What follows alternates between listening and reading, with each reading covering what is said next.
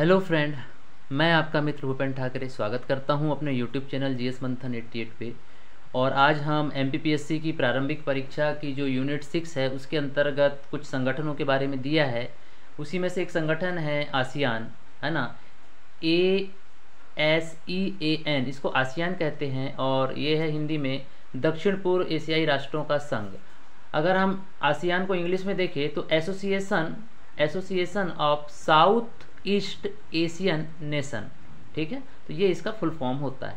अगर हम इसकी स्थापना की बात करें तो 8 अगस्त 1967 को इसकी स्थापना हुई थी बैंकॉक घोषणा पत्र के आधार पर। ठीक, स्थापना कब हुई थी? 8 अगस्त 1967 को बैंकॉक घोषणा पत्र के आधार पर। मुख्यालय है इसका जकार्ता, इंडोनेशिया। याद रखिएगा, जो इंडोनेशिया है ये विश्व में सबसे ज़्यादा मुस्लिम बाहुल्य आबादी वाला ये देश है। मतलब पाकिस्तान और भारत से भी ज़्यादा मुसलमान जो हैं वो इंडोनेशिया में है। ठीक, और ये भारत के पूर्व में पड़ते हैं। जितने भी देश हैं भारत के पूर्व में पड़ते हैं, है ना। 10 देश हैं इसमें। तो सदस्य संख्या देख लीजिए, इसमें 10 देश शामिल हैं। भारत अनौपचारिक रूप से इसका सदस्य है, मतलब ये इनफॉर्मल रूप से है, डायरेक्ट इसका भारत सदस्य नहीं है। इन 10 देशों में भारत शामिल नहीं है। इंडोनेशिया में 20वां आसियान सम्मेलन में भारत की महत्वपूर्ण भूमिका, मतलब जो 20वां आसियान शिखर सम्मेलन हुआ, उस सम्मेलन में भारत की एक महत्वपूर्ण भूमिका रही, जो कि इंडोनेशिया में हुआ था। तो यही बात लिखी है कि इंडोनेशिया में जो 20वां आसियान सम्मेलन हुआ उसमें भारत की महत्वपूर्ण भूमिका रही। अब इसका हम लोग अगर ध्येय वाक्य देखें तो वो है वन विजन, वन आइडेंटिटी और one community. One vision, one identity और वन कम्युनिटी। तो वन विजन का मतलब एक लक्ष्य, वन आइडेंटिटी मतलब एक पहचान, और वन कम्युनिटी का मतलब होता है एक समुदाय। तो ये इसका उद्देश्य वाक्य है, ध्येय वाक्य है। दक्षिण पूर्व एशियाई देशों के बीच राजनीतिक और सामाजिक स्थिरता बनाए रखने हेतु इस संगठन का निर्माण किया गया। इसका मूल उद्देश्य यही है ना, कि मतलब जो 10 देश हैं उनके बीच में आपसी तालमेल बना रहे और क्षेत्रीय शांति बनी रहे, और साथ ही साथ पूरे विश्व में एक शांति का माहौल बना रहे, है ना। क्योंकि 1945 में जब द्वितीय विश्व युद्ध हुआ तो बहुत सारे संगठन बने ताकि हम तीसरे विश्व युद्ध की विभीषिका को दोबारा हम झेलने की स्थिति में नहीं हैं, है ना। क्योंकि हमने भारी तबाही देखी, भारी लोगों को मरते देखा, अपार रूप से जनधन की हानि हुई। तो उन सब से बचने के लिए बहुत सारे वैश्विक स्तर पर संगठन बनाए गए ताकि विश्व स्तर पर शांति बनी रहे। उसी में से एक ये था आपका आसियान, जो कि 1967 में बना था। देश कौन कौन से हैं देख लीजिए, 10 देश इसमें है। Indonesia, Malaysia, Philippines, Singapore, Thailand, Brunei, Vietnam, Laos, Myanmar और कंबोडिया। इसके लिए एक ट्रिक भी है, आई एम फर्स्ट। ठीक है। आई से इंडोनेशिया, एम से मलेशिया, है ना, एफ से फिलीपींस, एस से सिंगापुर और टी से थाईलैंड। उसके अलावा अब नीचे के देख लेते हैं, ब्रुनई वियतनाम वाला। तो बीवी ला मायके कमजा, क्या लिखा है? बीवी ला मायके कमजा। तो बी से हो गया ब्रुनई, वी से हो गया वियतनाम, ला से हो गया लाओस, मायके से म्यांमार हो गया, और कम से हो गया कंबोडिया, और जा का यहाँ पर कोई मतलब नहीं है। इसके अलावा देख लेते हैं, आसियान समुदाय में 3 स्तंभ शामिल हैं। मतलब जो 3 उसकी आधारभूत बातें क्या है? आसियान राजनीतिक सुरक्षा समुदाय है। क्या है? आसियान जो है एक राजनीतिक सुरक्षा समुदाय है। ठीक, इसके अलावा हम लोग बात कर लें, आसियान एक आर्थिक समुदाय भी है। बिल्कुल सही बात है, आर्थिक समुदाय है, आपस में इनका व्यापार व्यवसाय होता है। और आसियान जो है सामाजिक सांस्कृतिक समुदाय भी, क्योंकि कल्चरली ये जो है देश आपस में एक दूसरे से बहुत अच्छे तरीके से कनेक्ट भी होते हैं, क्योंकि इनकी संस्कृति आपस में मिलती जुलती सी संस्कृति है। अब इनके हम संस्थापक राष्ट्र देख लेते हैं। तो आई एम फर्स्ट मतलब इंडोनेशिया, मलेशिया, फिलीपींस, सिंगापुर और थाईलैंड।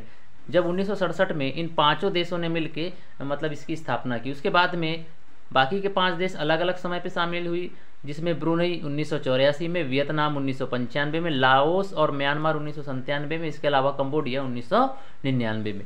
1997 में आसियान +3 सम्मेलन हुआ। अब आसियान +3 सम्मेलन में आसियान था, आसियान के 10 देश थे, +3, तो इसको हमने लिखे हैं 3 को JDC। तो जे से जापान, डी से दक्षिण कोरिया और सी से चूतिया बोले तो चाइना, है ना, सॉरी 2005 में पूर्वी शिखर सम्मेलन, इसका उद्देश्य क्या था, है ना। 2005 में क्या हुआ? पूर्वी शिखर सम्मेलन हुआ। इसका उद्देश्य था क्षेत्र में सुरक्षा और समृद्धि को बढ़ावा देना। कुल मिलाकर यही इनका टारगेट था, यही इनका मोटो था, यही इनका उद्देश्य था। अनौपचारिक सदस्य जो हैं इसमें भारत, रूस, ऑस्ट्रेलिया, न्यूजीलैंड, और यूएसए शामिल है। मतलब इनको अलग से बुलाया जाता है कि आप जो है बैठे और हमारी बातों को सुने और हम पर जो है किसी प्रकार का जो है अगर देशों के बीच अगर मतभेद होता है तो ये समझाने के लिए ये जो है अनौपचारिक सदस्य शामिल रहते हैं। इसके अलावा भारत के कुल व्यापार का लगभग 10.6% जो है वो आसियान के साथ में होता था। लगभग 2003 की ये बात है। कब? तो भारत के कुल व्यापार का 10.6% जो व्यापार होता था वो आसियान के साथ 2003 में। लेकिन वर्तमान की जो स्थिति है 2024-25 में, या हम लोग कह लें 23-24 में जो स्थिति है वो लगभग अभी इसका मार्जिन पहुंच गया है 42% के आसपास पे। ठीक, मतलब एक अच्छा खासा व्यापार व्यवसाय हम आसियान देशों के साथ में साझा करते हैं। AIBC, ASEAN India business council, क्या है? आसियान इंडोनेशिया बिजनेस काउंसिल, इसी बात को यहाँ लिखा हुआ है हमने, है ना। तो ये भी एक मतलब आसियान देश और भारत के बीच में एक प्रकार के काउंसिल का यहाँ पर निर्माण हुआ, एक प्रकार की परिषद का निर्माण हुआ। तो ये एक व्यावसायिक परिषद है ना, आसियान और भारत के बीच में।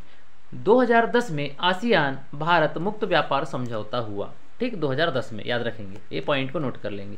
भारत हेतु आसियान का महत्व, पूर्वोत्तर राज्यों की आर्थिक वृद्धि सुनिश्चित करना। स्वाभाविक सी बात है कि अगर हम किसी संगठन के साथ में जुड़ते हैं तो कुछ ना कुछ हमारे एक नेशनल इंटरेस्ट या राष्ट्रीय हित होते हैं जिनको हम साधने का प्रयास करते हैं दूसरे देशों के माध्यम से। तो यहाँ भी जरूरी ये हो जाता है कि जो हमारे पूर्वोत्तर के राज्य हैं, 7 सिस्टर्स ऑफ नॉर्थ ईस्ट जो हमारे हैं, है ना, सिक्किम को छोड़ के जो असम, त्रिपुरा, मिजोरम, मेघालय जो हैं 7 जो राज्य हैं, तो इनमें शांति बहाली स्थापित करने के लिए हमको इन देशों की मदद लेनी पड़ेगी, क्योंकि ये देश सीमा साझा करते हैं इन राज्यों के साथ में। पूर्वोत्तर में उग्रवाद और आतंकवाद को रोकने में भी आसियान हमारी मदद करेगा, है ना, अगर हम उनसे संबंध अच्छे रखेंगे तो। स्वाभाविक सी बात है। भारत प्रशांत क्षेत्र में, अब भारत प्रशांत क्षेत्र में अगर अपनी पहुंच बढ़ाना चाहता है प्रशांत महासागर क्षेत्र में, तो वहां पर भी ये आसियान देशों का महत्व बढ़ जाता है ना। इसके अलावा व्यापार समुद्री सुरक्षा पर निर्भर है। जो व्यापार होगा, है ना, इन देशों के साथ में, तो व्यापार किस पर निर्भर होगा? क्योंकि ज़्यादातर जो हम व्यापार करेंगे इन देशों के साथ में वो समुद्री व्यापार होगा, और समुद्री सुरक्षा जब होगी तभी हम व्यापार बेहतर तरीके से कर पाएंगे। तो जब सारे देशों के बीच में आपसी एक सहयोग की भावना होगी, है ना, क्योंकि सब अपने हितों को साधने का प्रयास करेंगे तो सब एक दूसरे को सहयोग भी करेंगे। ठीक है, तो यहाँ पर व्यापार करना है आपको समुद्र में, क्योंकि समुद्र में आपने सुने हो कि बहुत सारे लुटेरे होते हैं। सोमालिया के डाकू हमने देखे, कैरेबियन ऑफ पायरेट्स हमने मूवी देखी, आप देख लीजिएगा कभी, हॉलीवुड की मूवी है ना, और उसमें जो जॉनी डेप है वो एक्टर हैं उसमें। अब 5वां पॉइंट देख लिया, यहाँ लिखा है भारत की आर्थिक और सुरक्षा कारणों से आसियान देशों के साथ घनिष्ठ राजनीतिक संबंध। ठीक है, हमारे कुछ ना कुछ ये हित हैं, हम इन हितों को साधने के लिए हम आसियान देशों के साथ में अपने संबंध बेहतर तरीके से बनाएंगे। बेहतर व्यापार संबंधी, मतलब हमको बेहतर व्यापार संबंध स्थापित जब इनके साथ करेंगे तो कहीं ना कहीं हम चीन को काउंटर कर पाएंगे, है ना, क्योंकि भारत के बाजू में अगर हम कोई कह लें कि भारत का सबसे बड़ा प्रतिद्वंदी है वैश्विक स्तर पे, तो वो चाइना है, क्योंकि चाइना हर लिहाज से भारत पर 20 ही पड़ता है। अगर भारत 19 है तो चाइना 20 है ना। मतलब 20 पढ़ने का मतलब ये है कि उसके पास में आर्थिक, सामरिक और वो सभी रूप से भारत से काफ़ी ज़्यादा वो सक्षम है ना, हर मामले में वो भारत से आगे, इवन टेक्निकल रूप से भी काफ़ी वो भारत से आगे है। तो ऐसे जाइंट दुश्मन को अगर आपको कंट्रोल करना है तो आपको ऐसे छोटे छोटे जो मित्र हैं 10 देश आसियान वाले, तो इनकी मदद आपको लेना पड़ेगा, है ना, और चाइना को काउंटर करना पड़ेगा। 2023 में क्या क्या घटनाक्रम घटित हुआ? 2020 में दक्षिण पूर्व एशियाई राष्ट्र संघ बना। ठीक, भारत शिखर सम्मेलन हुआ, भारत आसियान शिखर सम्मेलन हुआ। ठीक, इसके अलावा 18वें पूर्वी एशियाई शिखर सम्मेलन का भी आयोजन हुआ और मोदी जी ने 12 सूत्री प्रस्ताव प्रस्तुत किए। अब वो प्रस्ताव कौन कौन से थे? मतलब आसियान देशों के साथ में कनेक्टिविटी होनी चाहिए बेहतर, डिजिटल परिवर्तन होने चाहिए, व्यापारिक एवं आर्थिक जुड़ाव होना चाहिए, समकालीन चुनौतियों का समाधान होना चाहिए और जन जन के बीच में संपर्क स्थापित होना चाहिए, रणनीतिक जुड़ाव को मजबूत करना चाहिए। तो ये बहुत सारे पॉइंट जो थे हमारे मोदी जी ने वहाँ पर आसियान शिखर सम्मेलन में रखे थे, है ना, एज ए अनौपचारिक देश। ठीक, क्योंकि यहाँ सम्मेलन हुआ है भारत आसियान शिखर सम्मेलन, वहीं पर इन्होंने 16 सूत्री मांग रख दी। हमारे मोदी जी बहुत चालू हैं। आसियान सदस्यों में इंडोनेशिया की आबादी सर्वाधिक है, ये अलग से कुछ पॉइंट नोट कर लीजिएगा। कि आसियान देशों में जो है सबसे ज़्यादा आबादी वाला जो देश है वो है इंडोनेशिया। इसके अलावा आसियान देशों में सिंगापुर की जीडीपी सर्वाधिक है ना। तो प्रति व्यक्ति आय कह लीजिए या जीडीपी कह लीजिए, सर्वाधिक किसकी है, वो सिंगापुर की है। ठीक है, और सिंगापुर बहुत बढ़िया कंट्री है। तो अगर भारत में अगर आपको नाइट कल्चर देखना है, सिंगापुर अगर आपको देखना है एक्चुअल, तो आप रात में चले जाइए गुड़गांव में, वो आपको नाइट मतलब सिंगापुर की याद दिला देगा। मतलब वहाँ की जो रातें होती हैं गुड़गांव की, वो कहीं ना कहीं आपको सिंगापुर की याद जरूर दिलाएंगी। आसियान देशों में ब्रुनेई की आबादी सबसे कम है। तो ब्रुनेई की आबादी सबसे कम है, इसको आप लोग याद रखेंगे। पहला आसियान शिखर सम्मेलन बाली इंडोनेशिया में हुआ था 1967 में, याद रखेंगे। तो इस तरीके से ये आज का एक छोटा सा प्रयास था, छोटा सा वीडियो था, जो कि एमपीपीएससी की यूनिट 6 का हिस्सा था। और आगे हम दूसरे जो इसमें संघ है, संगठन है, हम उनका भी अध्ययन करेंगे। तो मिलते हैं फिर नेक्स्ट वीडियो में। जय हिंद, जय भारत।